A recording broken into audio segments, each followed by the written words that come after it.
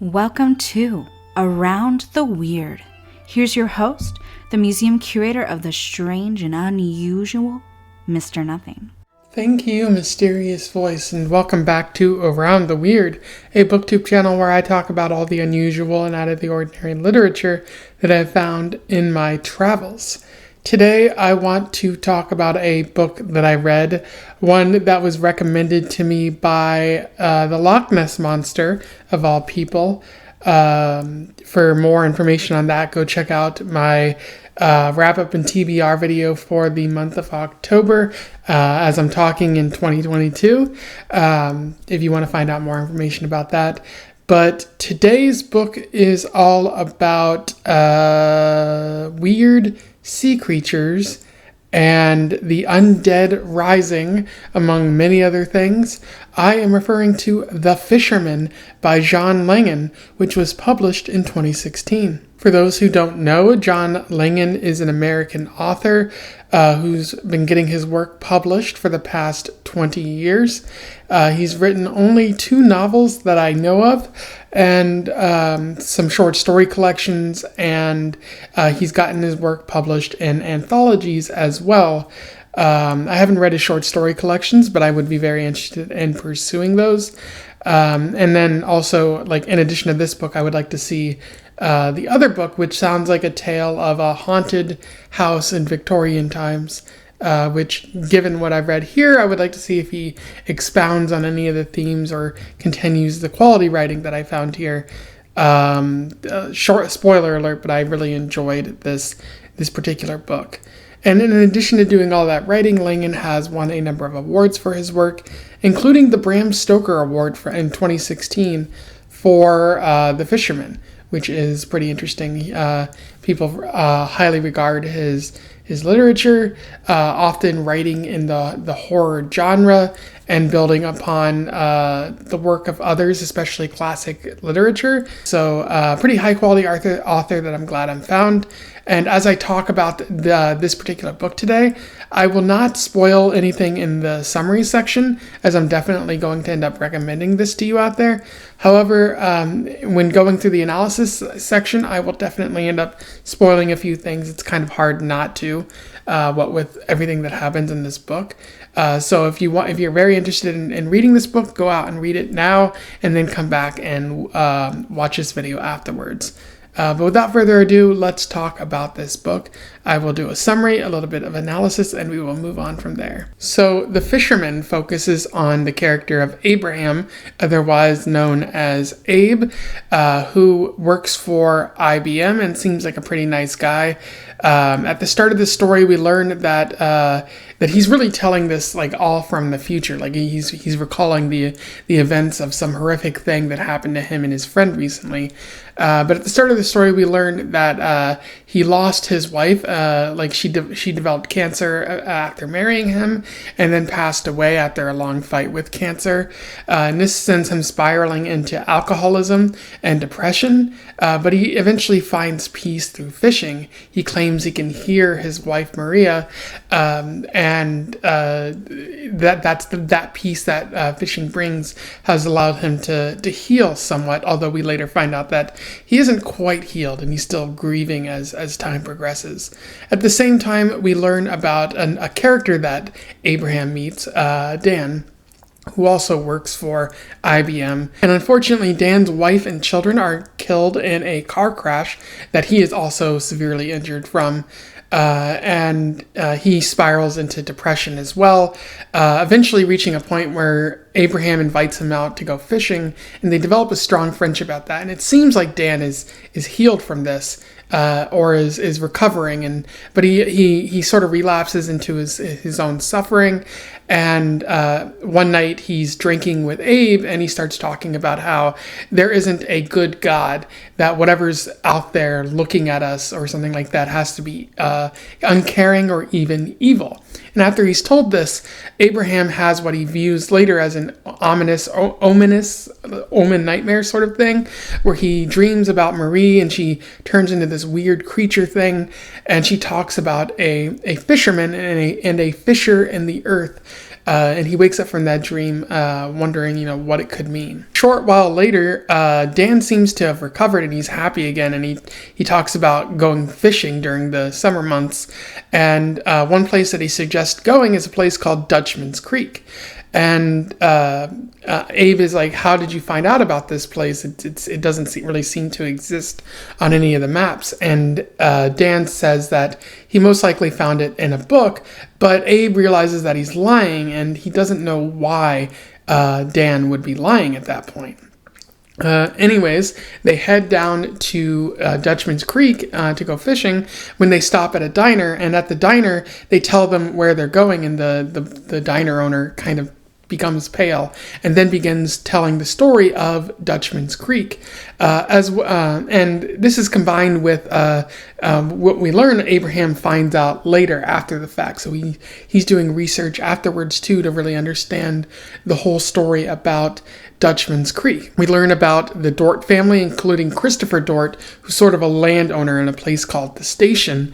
And his wife eventually dies, and he seems heartbroken about this, but he eventually makes friends with a mysterious stranger who comes to town called the Guest, or Christopher's Guest, as all the townspeople call him.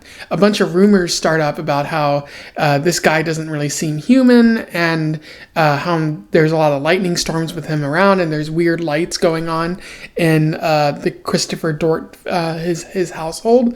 And a lot of people speculate that the Guest must be doing something otherworldly there, and especially given that this is around the 1800s, they want to inquire more, but it's also scary to them.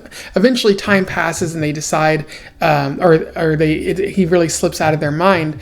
But around the turn of the 1900s, the New York City decides to build a reservoir, and they decide to build it around the Dort family land. And this ends up putting them at odds with Christopher Dort, but he eventually dies, and the Guest inherits the household, which is interesting given that he's not actually related to the Dort family. But he doesn't decide to combat the reservoir that takes place at all. Meanwhile, we learn about the Schmidts, including Rainier Schmidt, who is a disgraced professor. We don't quite learn why he's disgraced until later in the story. But they decide to move down near the reservoir and get jobs at the work camp in order to make ends meet. And while they're there, they witness one of their neighbors, Helen, die. But the very next day, she comes back to life, which her husband George asserts is a miracle, but everyone else can see is actually it's defying nature. It's a horrific event. And even Helen tries to reclaim her children, but the townspeople have to save those children from whatever Helen is going to do.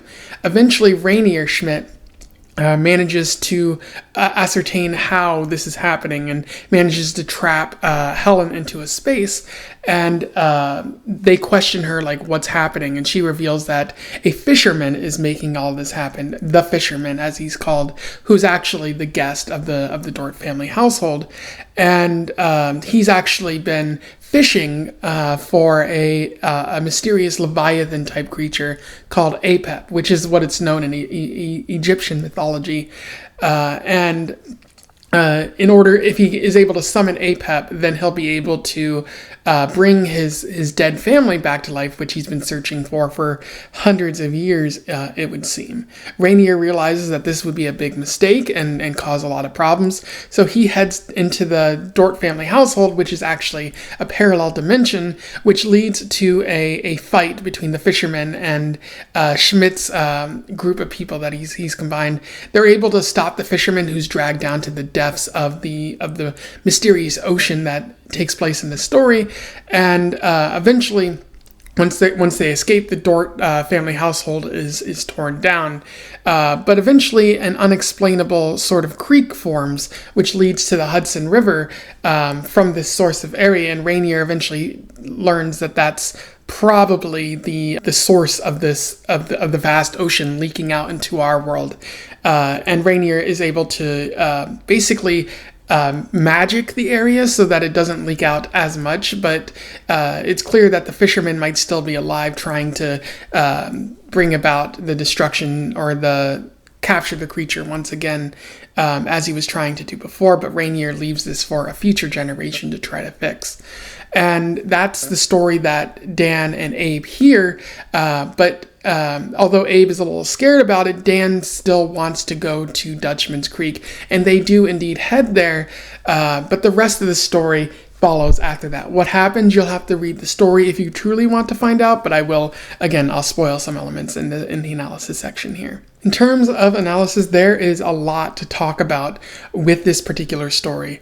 Langan is writing about a lot of different ideas, some of which mesh together, some are separate on their own, and unfortunately I won't have time to talk about all of them because there's just so much that Langan is trying to say here, and it would take hours upon hours to talk about it all.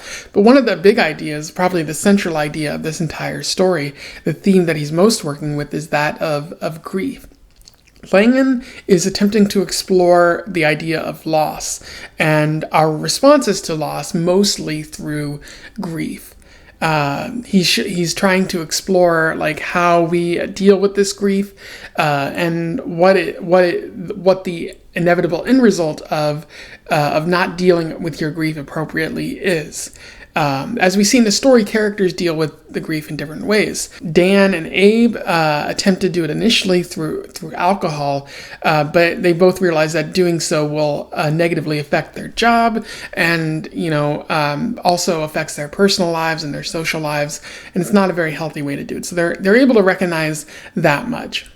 But they also try to deal with the grief through fishing, and it brings about a sense of peace. But as we learn a little bit later, I don't think it completely helps Abraham with fishing, because later on in the story, Maria shows back up when he's in the other dimension sort of thing near the endless vast ocean that takes place in the story. And we see that he hasn't completely let go of Maria, and he's even willing to follow her to unknown things in this story. So although fishing does bring a sense of peace, I think he's more interested in fishing because he can still hear and still linger on Maria. He's not completely ready to let her go. And for Dan, fishing doesn't really help at all for him. It does help bring some peace, but as he notes in the story, he didn't feel the same way about fishing that Abraham did. He enjoyed the company and the friendship, but something is still lingering for him. The sudden loss of his family is hard to get over for him, and fishing isn't going to even help. And so for them, it's really hard to get over that grief. Which I like that John Langan is saying. It is really hard to get over grief. If something terrible happens to you in life, you're going to feel many emotions, and not all of them are going to be good. And sometimes it's really hard to escape from those feelings of sadness. I've experienced that before with the death of my father last year. So I can understand some of what John Langan is getting at here. And we also see this with the Fisherman and Rainier. The Fisherman was once a man who lived in medieval times, and his family was killed by invading soldiers, and he responded to this by not trying to deal with the grief and move on to the next stage of his life. He responds by trying to defeat God in many ways. He obviously attempts to get immortality, perhaps through some deal with the devil that's not quite fully explained, but he also realizes that maybe he can get his family back if he tries to grab hold of the Leviathan or Apep or whatever it's called in the story. And he's trying, his way of dealing with grief is not to deal with it at all, is to say, I can surpass nature. I don't have to be bound by the rules in this life. I can do whatever the hell I want. And that's not healthy. Defying nature never works for anyone, and it clearly doesn't work for the fisherman in this story, at least up until the point where the story ends. The fisherman is trying because he just can't seem to die through the years. And then for Rainier, his problem is, along with Jacob, they killed one of the men in their group who were trying to stop the fisherman, and that produces a sense of grief that they can't quite escape. But also Rainier, like in his discovery of this magical world that apparently exists, like he accidentally contributed to the death of his colleague, and that sort of weighs on him. And like we see like the lengths that people will go to try to escape their grief by denying it or pushing it away, but it always comes back. And as Langan shows in the story, like grief and guilt, this guilt especially can harm the guilt from that grief, or the guilt from how you feel you contributed to some sad event in your life. In Abraham and Dan's case, like the grief harms physically in some ways, or like it pushes them to just drink to try to forget that. But for Jacob and Rainier in this case, back in the other story, we see that the grief has almost led to their deaths in many ways. Allow me to read you an interesting quote from this. Rainier nods at the stream. Here, though, William tells me that I killed him, as surely as if I had poured poison into his coffee. I murdered him. Worse, he says, I did not have the courage to see my crime all the way through. Instead, I indulged my conscience and threw away everything the two of us had worked so hard for. Now he is dust which remembers what it was to be a man and can do nothing with that knowledge. He curses me. He damns me as a coward and a fraud. And that's a very interesting quote because it shows the guilt that weighs on Rainier's mind, and the sort of like feelings that he's having of like maybe wanting to kill himself by walking into the stream, which will surely drown him. Jacob is feeling the same thing.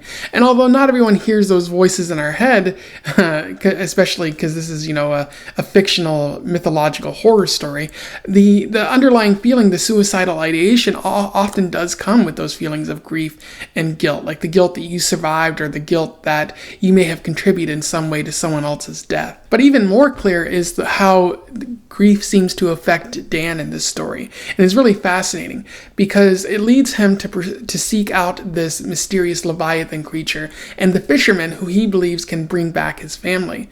And when the fisherman does seem to bring back the family, although they are revenants of themselves, sort of zombie-like otherworldly creatures that are no longer human, Dan is not willing to see this. He's only willing to see the illusion of having his family back. And ultimately, this grief consumes him, both literally and figuratively.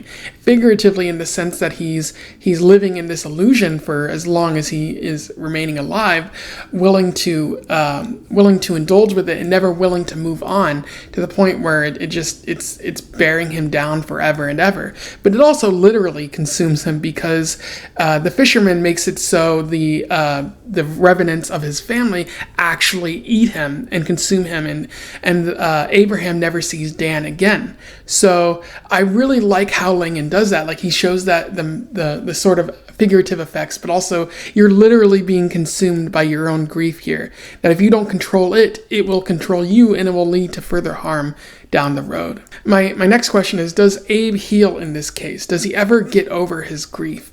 And you might say yes, because he's able to make friends with a next door neighbor eventually, a young girl, and he's able to develop a common bond over fishing. But at multiple points in this story, he sees Maria, and it's clear that he hasn't fully healed, that she's on his mind, even in a distant sense.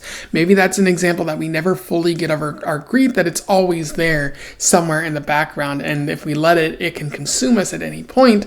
But I don't think Abe heals fully. I think with much in life where we always carry those that we love with us even after they're gone. And then another interesting element of this story, one that is, again, much like with grief, it's pretty much the centerpiece of the whole thing, the outer shell of the story, is existential horror. I do think it's important to note that there's many different types of horror in this story, and I don't think it's simply existential horror that Langan is relying on, but it is present like throughout this story. The first example of this is the fact that it seems like the world is being watched by an uncaring or evil God. Like we typically hope that the being that's in charge, like the heaven that we wait for, is going to be a beautiful paradise with a loving God. But here, Langan is arguing that maybe there is no loving, caring, good God, that the God might be uncaring or even just straight up evil. One character points it out pretty early in the story, and let me read you a quote from this. "Beauty," the minister said. "The three of them were in a place of beauty, beauty beyond our ability to know. Joy, too. It's a place of unending joy. If I could punch a hole through the mask, would I see beauty and joy? You would think either it's going to be heaven because that's what we're talking about, right? Or it's what it is. The mask is everything. But I'll tell you, when I'm sitting at that intersection, watching the light go through its cycles, I think of other possibilities. Maybe whoever or whatever is running the show isn't so nice. Maybe he's evil or mad or bored, disinterested. Maybe we got everything completely wrong, everything, and if we could look through the mask, what we see would destroy us." And that's a very interesting quote because it's essentially saying that the all-powerful being that might have created humans and everything is not as kind as Christianity, as many religions would have you believe, but is actually either disinterested, doesn't care about us at all, is incapable of feeling anything because they're emotionless, or they're straight up evil and want to see us suffer. And that feeling is so utterly terrifying. And it's really added to the story because they mention Apep or the Leviathan or Yorgamund, which is the all-powerful sea serpent in various religions that exist sort of outside the ordered reality and exist in a state of chaos. And it's really interesting because when Abraham sees Apep in this story and it opens its eyes at the end of the story, he notices that it's unfeeling. Like it feels nothing. There's no emotion behind it seeing a human being. And this is in contrast to Abraham, Dan, everyone else in the story who are feeling a whole bunch of grief, that although you might be feeling something, this cold, unfeeling creature that might be in control of many things, it feels nothing. It just doesn't recognize you. It doesn't recognize your emotions, and it certainly won't answer your prayers, which is a terrifying feeling. And then you also see the horror of the dead rising, sort of like there's nothing after life, or seeing something that defies the natural order of things. And also feeling small before the cosmos, because at one point in the story, like Helen is talking to the character Lottie in the story, speaking a dead language and sort of sending Lottie into this state where she's imagining this all-encompassing ocean, and this huge creature rising out of the ocean. Very Lovecraftian in nature, and I'll talk a little bit about that in a few moments. But this all-encompassing creature makes her feel small. Like, we humans typically think that we're the center of the universe, or the center of the world, or that we're the top of the food chain. But what if there's something above us, something more sinister that's just lurking in the shadows? It's very, very scary, and I think Langan gets at sort of a good way to describe the feeling of being small, and uses size pretty well in this story. Langan also has a number of allusions in this story, particularly to Moby Dick. You see that in the epigraph at the very beginning quote that he uses, where it talks about like the fury of the hunt from Moby Dick, utilizing a lot of Herman Melville. And like at the beginning of the story, he says, "Call me Abraham," or Abe, kind of like "Call me Ishmael." And adding to the Moby Dick and biblical allusions, it's important to note that Abraham is a figure in the Jewish religion whose son was Ishmael, which I think is interesting. And also, as the fisherman tries to bind has bound himself to a rock, so Abraham binds his son in Jewish mythology to a rock in order to sacrifice him to a higher being. So again, you get a lot of biblical references and comparison to Moby Dick here, which is especially poignant because it's similar ideas. And Moby Dick, Ahab is fishing for a whale that will allow him to have dominance over God. And in this story, the fisherman is fishing for a sea creature that will not allow him to have dominance over God, but control God. I think Langan realizes here, or like the characters realize here, that you can't have dominance over God because there is a pecking order. You will never be more than this Leviathan sea creature, but you might be able to control it and use it to bring back family members, to will whatever you want into existence. And it's a big shift between what happened in Moby Dick and what happens here, but a lot of the same lines as this hubris ends up getting the characters in the end. The fisherman is dragged under the water and is never fully able to retain his original strength. And then any other character who tries to do what the fisherman did in bringing back family members is ultimately hurt in the process, because those aren't your family members anymore. They are dead. They are remnants of what happens after death, and it's horrifying. You're not getting the same thing anymore. And this is also Lovecraftian, as I mentioned previously. This builds heavily on Lovecraftian, with like this Leviathan sea creature ultimately being the most powerful thing in the cosmos, and seeing it bringing utter fear and horror to your small self. And also, Lovecraft wrote a lot about dead people, or like the dead rising, and he also wrote about strange foreign cities that exist in different realms, and are also somewhat remnants of older civilizations before our current one, and the terrifying secrets that they must have known.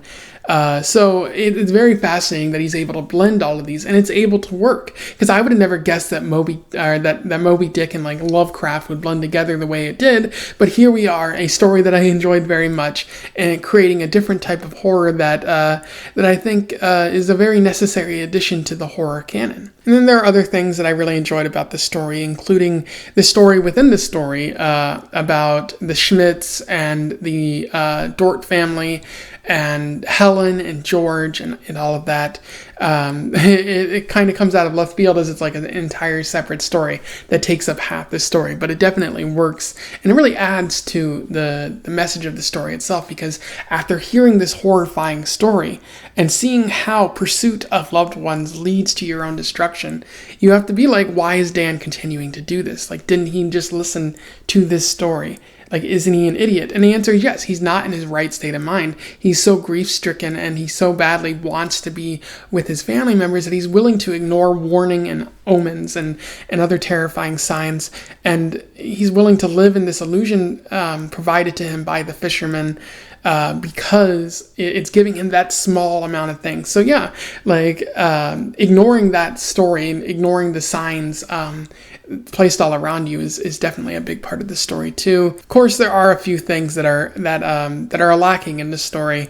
I think it's weird that Abraham has sex with his dead wife in this story, especially weirder when it's revealed that she's actually some sort of weird nymph-like fish creature that's undead, and it's like, what did he just do? That's really creepy. But I think that's the point that John Langan is trying to get at, another body horror type thing in this story. And especially even weirder when you realize that the weird creature that might be his wife also gave birth to something at the end of the story, and that's something that Abraham sees and has to contend with forever, and it's very unsettling. I also wanted to learn more about the strange city that Langan writes about in this story, because he does tell us a little bit about it, but I kind of want to know, does it exist in our own realm? Is it part of a different dimension? How does it work? And I guess I can't possibly know about that. That would be a completely different story that he'd have to write. But I would like a little bit more details to better understand, the relation of all of this to our own world. And then there's also a problem with it feels like Langan is killing a lot of women off in this story. He kills off Abraham's wife, he kills off George's wife, he kills off Dan's wife and kids.